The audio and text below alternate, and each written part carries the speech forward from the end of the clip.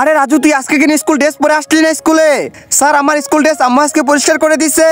School dress কেনার মতো পয়সা নেই, তাহলে তুই স্কুলে আসিস কেন? গরিব কোথাকার। আরে স্যার কি বলেন? তো বাচ্চা এটার অ্যান্সার এটা হবে, বুঝতে পারছো? কিন্তু স্যার বইয়ের ভিতর, আর আমি বলতেছি এটা তোর বিশ্বাস হচ্ছে না, তোকে বই বিশ্বাস হয়, যা এখান থেকে যা। তো বাচ্চা এটার অ্যান্সার হবে 92। কিন্তু স্যার বইয়ের ভিতরে এটা উত্তর আছে 100। আরে আমি তোকে বলতেছি এটা তোর বিশ্বাস হচ্ছে না।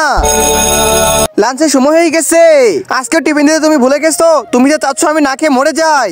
স্যার, আজকে তুমি আমাদের সাথে লাঞ্চ শেয়ার করে খাও। আরে গরিব কোথাকার, আমি তোদের সাথে লাঞ্চ শেয়ার করে খাবো? আরে স্যার, তো বাচ্চাটা আজকে তো ক্লাসে কেউ আসেনি, বাচ্চারা আসেনি, এটাই ভালো হয়েছে। আরে স্যার, শরীর মনে হয় ভালো না।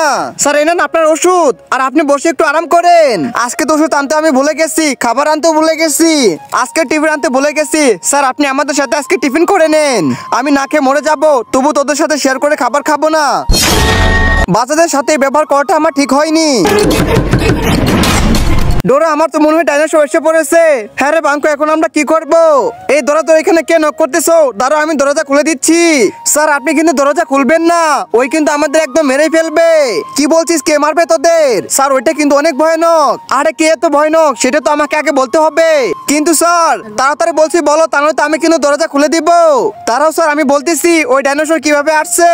লা লা লা লা, আর এটা আবার কিসে টেডি পরে আছে? আরে টেডিটা তো অনেক গন্ড করতেছে, এটা এখানে ফেলে দেই। হ্যাঁ ঠিক করছি, চল এখন।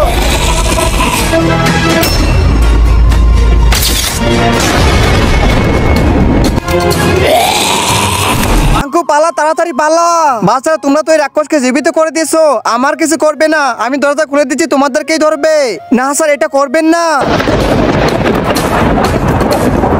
আরে ঝিঙ্গা ডামরু, তোমরা এইভাবে টাইম পাস করতেছো কেন? তোমরা তোমাদের জীবনে কি করবে? হ্যাঁ, আরে পড়ালেখা করেই বা কি হবে? ভালো লেখাপড়া করলে ভালো চাকরি পাবে, আর ভালো চাকরি পাইলে ভালো টাকাও পাবে। আরে বাঙ্কু, এসব দিয়ে কিছু হবে না। আরে বন্ধুরা, তাদের কাছে যদি বিশ্বাস না হয় তাহলে রামু স্যারের কাছে চলো। রামু স্যার তো অনেক লেখাপড়া করছে, চাকরিও করতেছে। আচ্ছা ঠিক আছে, চলো। স্যার, আপনার বর্তমান স্যালারি কত আছে? কিন্তু আমার স্যালারি কত সেটা জেনে তোমাদের কি লাভ? স্যার প্লিজ বলো।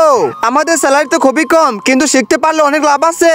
স্যার, এইসব স্যার আগে বলো, তোমার স্যালারি কত? আমার স্যালারি তো মাত্র 6,000 টাকা। হা হা হা, স্যার আপনি সারা জীবন লেখাপড়া করে মাত্র 6,000 টাকা বেতন পান? হ্যাঁ বাচ্চারা, আমার জীবনে আমি ভালো কিছু করতে পারবো না, তবে আমি যা শিখেছি তোমরা তা কখনোই করতে পারবে না। আর উস্তাদের সাথে কখনো এরকম ব্যবহার করতে হয় না।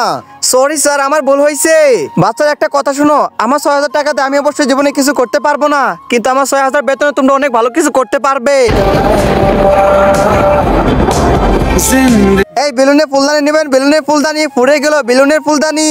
আচ্ছা পিচ্ছি মেয়েটা তাহলে ফুলদানি বিক্রি করতেছে, এই ফুলদানি তো আমি আজকে চুরি করে নিয়ে নিব।